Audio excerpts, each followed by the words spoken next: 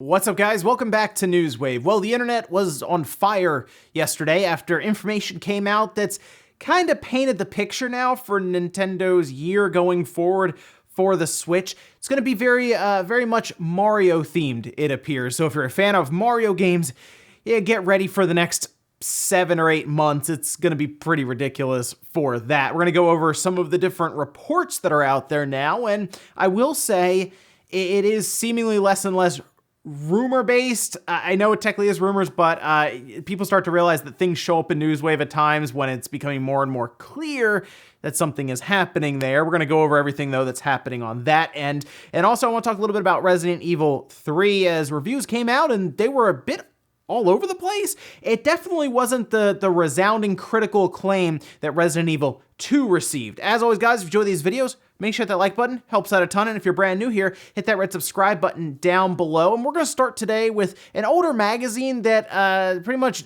dissolved or went away last week. And that is the official Xbox magazine, OXM.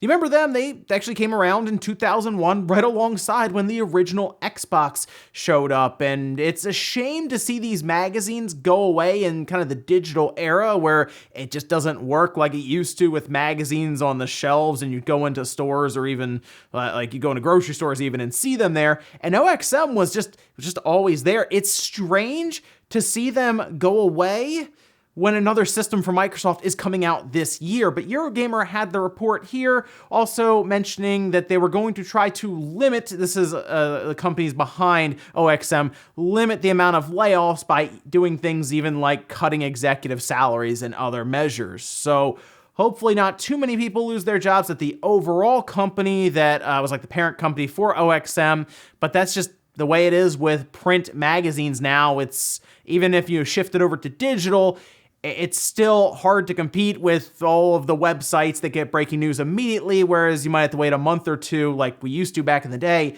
to grab the latest copy of OXM or Nintendo Power or PlayStation Magazine. Also, do you want Persona 5 Scramble to release in the West? Of course, it's out in Japan, and it's done pretty well there sales-wise. People really seem to enjoy the game. There's also a demo that a lot of us downloaded and attempted to play, even though, well, we don't necessarily know how to read Japanese, but Atlus is asking people if they want it in the West. There was a survey that went out to the different people who have played the game, and they asked, of course, questions about the game. What did you think about it? What did you like? What did you dislike? And then they also asked if they would be interested in it being localized to the West or a Western version of the game. Yes, yeah. I mean, I assume that's already underway. Like, that's already happening, right? They're already working to localize Persona 5 Scramble, right? Yes. Atlus is a weird company, but I can't imagine they're like, oh, the survey came in and people want this game in the West. I guess we'll start localizing it now. And it's probably underway. It's just, again, Atlus is strange. We see some weird surveys come out from them of things that seem obvious to all of us. So here's hoping Persona 5 Scramble is actually, rolling along to be localized. Oh, and a bit of an update to a story we had yesterday for Final Fantasy VII Remake leaking out.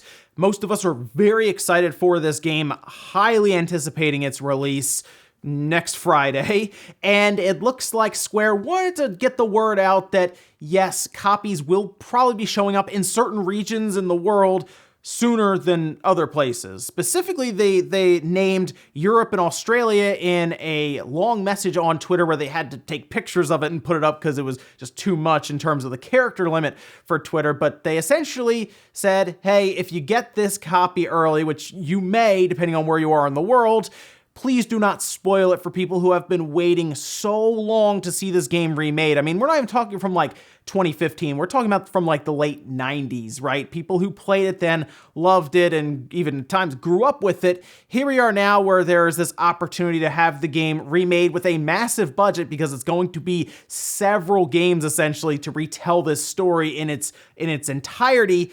So yes, please do not spoil things. They even say there's a lot of stuff that they put in there that some of us wouldn't even expect, and really worked on the story more and more and fleshed it out. So I'm hoping it doesn't get too spoiled out there, and they're basically pleading with the fan base, guys, come on, let's at least get to April 10th and get this out there before people really start talking about all the plot points and spoilers online. And guys, with some of the quick news out of the way, let's get into the bigger stuff. We're gonna start right away with all of these reports around Mario Remasters for the Switch for this year. That'll be the 35th anniversary for Super Mario, and that's exciting stuff, right? The 35th anniversary. Nintendo seems to have some pretty big plans around that anniversary. We already know about their theme park that's heavily Mario themed, right? We've seen all the images and pictures, and set to open, I believe, in a couple of months. We'll see about that with everything currently going on in the world now. But of course, we also know about the movie, right? And we assume there are games coming up at some point. I thought there'd be like, to kick off like anything around the movie or theme park, maybe a big 3D Mario game, right? Like a Mario Odyssey 2. Well, it looks like Nintendo does, at least based on reports, have some big plans for Nintendo, or for Mario, I should say, in the video game space. And that has to do with bringing back older Mario games to the Switch. And some of these are gonna be interesting. I'll talk a little bit about what I mean there. Well, Video Game Chronicles, VGC, put out this report, and then it followed up with Eurogamer backing them. And then we had Gamatsu backing them. Then we had VentureBeat backing them. And I will say, reports were going all over the place from multiple sources. This seems to be something that a lot of people knew about, but no one wanted to put the report out there necessarily. VGC decided to pull the trigger, and boom, everyone comes out with their own report around this. And I will say, I know there's going to be a lot of doubt around these kind of rumors, and I get it, because when you look at it, it's like, that looks like a wish list of stuff people would like to see, because we're talking about Super Mario 64, we're talking about, get ready for this, Mario Sunshine, Mario Galaxy, and VentureBeat even through Mario Galaxy 2, which most people will go on record and say is the best 3D Mario game ever made, myself included. That is like the pinnacle there of 3D Mario games. Yeah, that would be pretty ridiculous to see all of that remastered in a pretty short time span, and then tack on the idea, which is also being put out there, of a new Paper Mario game, not like Color Splash, like Return to Roots RPG style, which that'd be pretty amazing. I want to see that, right? And then also, on top of all of that, to see a remastered deluxe version of Mario 3D World. It is a lot of Mario for the back half of this year. But this is a bit different. It's the 35th anniversary of Mario. There's a lot of stuff going on even outside of video games, like I mentioned before. So maybe Nintendo really wants to hit a ton of Mario releases month after month after month, wrapping up 2020. And here's the big part of all of this, and this is the thing where I am very unsure about this one. I'm being honest. This is where it starts getting into too good to be true territory with Nintendo, especially after I watched what they did with New Super Mario Bros. U Deluxe, which was $60, right? Apparently, there's going to be a collection. That seems to be the real rumor speculation that I'm looking at right now, because I figure Nintendo might break these up into 2 per cartridge, or just 1 release per cartridge, right? And get like $40 to $60 per. Apparently, we could see a Mario 3D collection. We would have, and I'm not kidding, Super Mario 64, Mario Sunshine, Mario Galaxy, and Mario Galaxy 2 in 1 cartridge. Would that blow your mind? Because it would blow mine. That would be insanity. Mario Sunshine would be very impressive to see them redo, because that could use the jump to 60 frames per second, but I would be curious to see how they would tackle the absence of an analog trigger, an analog shoulder button of some kind for FLUDD. That would be kind of necessary for the overall game's mechanic. Maybe they map it to the right analog stick or something. I don't know. That's the part I'm really unsure of when it comes to this, believe it or not. It's the lack of an analog shoulder button. But that would be massive, massive value, which is one of the reasons that I'm like, oh, a collection, I don't know. That seems a bit odd, even for Nintendo, with what they have been doing with the Switch. But maybe they want to do one big blowout thing for the 35th anniversary, and what better than to go back through time, grab some of the best 3D Mario games, package them all in one, and then kind of sandwich it around. You know, you have like your Paper Mario, and then you have your 3D World Deluxe Edition.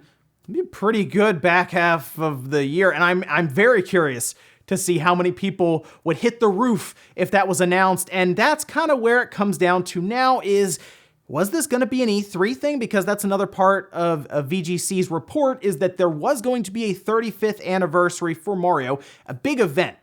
And they were going to showcase a lot of this stuff as well as some of the theme park stuff and also talk about the movie and maybe merchandise. And it's going to be a big blowout for Mario. And now I kind of get back to, do we get a Mario Direct? Because there's no real E3, right? I mean, they're going to do something, but like it's not going to be where there's going to be a big floor and you're going to have like the big Mario stuff they would set up and all of that.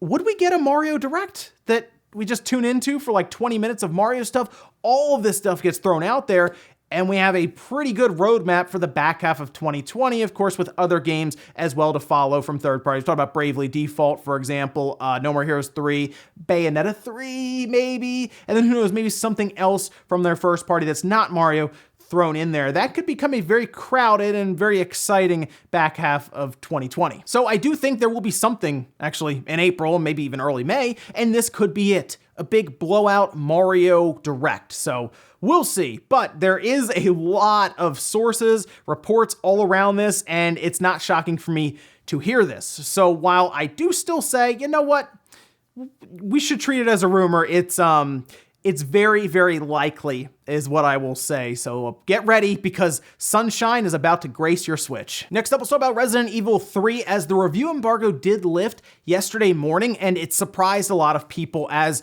reviews were scattered. They were all over the place, but it ended up coming out with an 80 on Metacritic, and that surprised everyone after how well Resident Evil 2 did, but there do seem to be some reasons for that. A lot of that has to do with the game being pretty short with no additional content to run through it for, and even things being cut from the original. But the biggest part here is it's like a 5-hour game or so, and it even feels quicker than that. And then Nemesis is underused. Like, it's not the Mr. X situation where you feel stalked by a character, this big bad that's always running through the game at times coming after you. It appears to be more set pieces. That is a shame because Nemesis was terrifying overall, right? I mean, it had a rocket launcher. It's crazy. But they decided to instead go the Mr. X route, kind of go the more cinematic pieces where you see Nemesis at certain points and then he's just gone. It's no real random encounter, something like that, apparently. It is a shame. Now, people who do like Resident Evil 3 still say it's a fun and good game to play through, and that's why it's not like a 50 or a 60. But you can now kind of see why they also had the multiplayer, Resident Evil Resistance next to it. It's supposed to be this one big package, but most people wanted this for Resident Evil 3, and it's kind of a shame to see that it's underwhelming. I'm still going to grab it because I would like to play through it and see it for myself, but I'm certainly going in with lowered expectations at this point. But hey, this week we'll be checking out Resident Evil 3 and I'll see how it is, and I'm sure we'll talk about that on the Spawncast this weekend. Next up, let's talk about Call of Duty Modern Warfare 2, the remastered campaign that we've been following here for a bit as there have been data mines, there's been leaks, there's been ratings, and congratulations, is now out there, it seems. It is on the PlayStation Store as a full store page seemed to leak out a bit early, and then it was kind of removed, and then we found out that it was just live, apparently, in Germany as people started to play it and record it and then post different gameplay clips from the campaign online. Now, the idea here is it is just a remaster of Call of Duty Modern Warfare 2, it seems, where they are just overall making it look better from what I could tell, and they are charging, so far from what we've seen from the different store pages, about $20 to $25 right in there after conversion rate and all of that. And the one big thing, something I was concerned about, I said, are they going to remove the no Russian scene? Because that, of course, is a very touchy subject to a lot of people, but I look at that and I say, you know what, that is part of the original game. I don't think it should be removed, and they have not removed it. It is still in there in its entirety. People were posting it up online, those in Germany who were already playing it, and it is there straight up. So if you were concerned about that, don't worry, you can play through that part if you'd like, or of course, in the beginning, it does ask if you want to skip that, and you can as well. Now, the multiplayer portion, we saw through those same data mines and leaks that it was just going to be stuff added to Modern Warfare through maps and all of that. So unfortunately, it does not appear that they had plans to have a multiplayer section to this. just the campaign, throw it out there, 20, 25 bucks, and that's kind of it. The campaign was very good. Like, I liked the Modern Warfare 2 campaign. It is just a strange thing to see them go get the campaign and say, hey, let's throw it on current platform, PS4 and I guess Xbox and PC and all that. What? Okay, I guess. Sure, I don't know. It wasn't something that most people were asking for necessarily, but I guess it's there now. You can pick it up. Like I said, I saw the PS4 store page, and we'll see it, I guess, pop up elsewhere also. And in our last bit of news, let's talk about some unintentional crossplay. A lot of people are like, hey, we want crossplay for this game, so if I'm a PS4 user, I could play with the Xbox gamer, my friend, or I could play with my friend on the Switch. That was the big thing for Fortnite, right? And it worked out pretty well for that platform overall. But what if there's a game where you don't necessarily want crossplay because there is a massive advantage on something like PC? Yeah, that appears to be what's going on right now in Jedi Academy. That, of course, launched pretty recently, this past week, on the PlayStation 4 and the Switch, and it's been out for, well, 17 years on PC. Couple that with the fact that having mouse and keyboard especially to access all of those force powers and everything on the fly, and the ability to run at massive frame rates, and again, mouse and keyboard, it's a huge mismatch. PC player versus PS4 or Switch player. Well, it looks like, at least right now, the PC users are able to essentially invade a Switch or PlayStation 4 gamers' overall session in Jedi Academy, and it has been happening quite a bit. Now, others are also noticing, at least according to them, that PC gamers are cheating as well in some of these games, as you can do that, of course, in the PC version fairly easily. It is a strange thing. Apparently, all you need on the PC side is just the IP address of that session that the Switch user or the PlayStation 4 user are playing in. You enter that into your browser and boom, you can jump right. It is strange though. I'm not really sure what happened here with Aspire in this game. There are some weird things with the porting in general as I've played through it. I've noticed, example, subtitles go behind the HUD. Okay, I sure.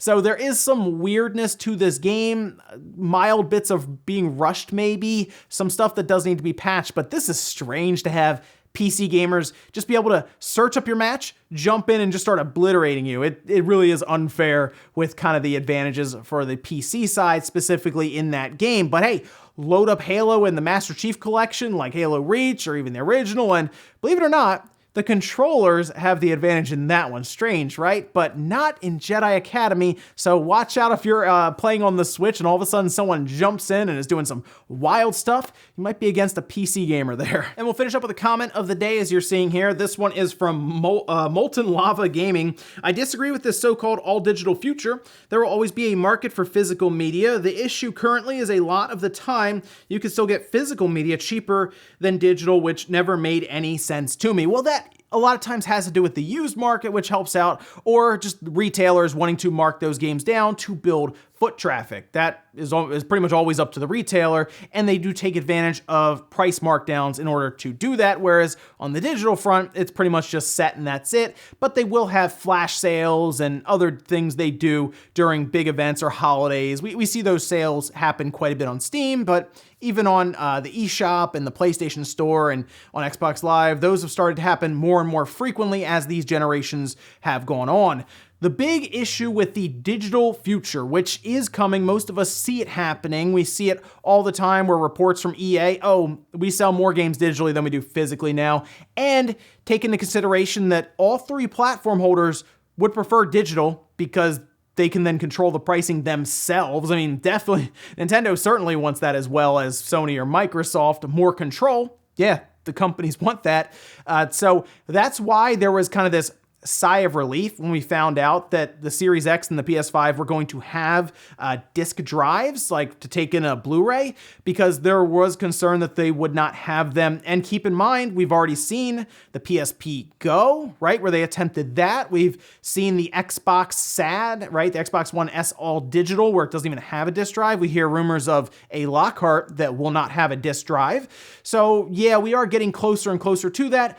I think we are right now looking at coming up the last generation with disc drives, and there is a chance that the mid-gen refresh for the Series X and the PS5 that, let's face it, will probably happen one of the things they'll remove is that disk drive. So we'll see there, but that all digital future is gonna be tough to slow down. Just, I guess, keep your eye on limited run games and stuff, because I'm sure they will continue to be around and maybe even take off when we get to that point. And ladies and gentlemen, let's go do here for Newswave. If you enjoyed this video, guys, hit that like button, it really helps out. If not, hit the dislike. Leave comments down below about everything we talked about today, whether it is all of these Mario games apparently coming out at the end of this year, like the back half of this year, it's just Mario game after Mario game, maybe a big 3D collection, which I would absolutely love. I think it'd be amazing, especially if they do a special edition, right? With like all of like these really cool, like a big art book from like the past 35 years.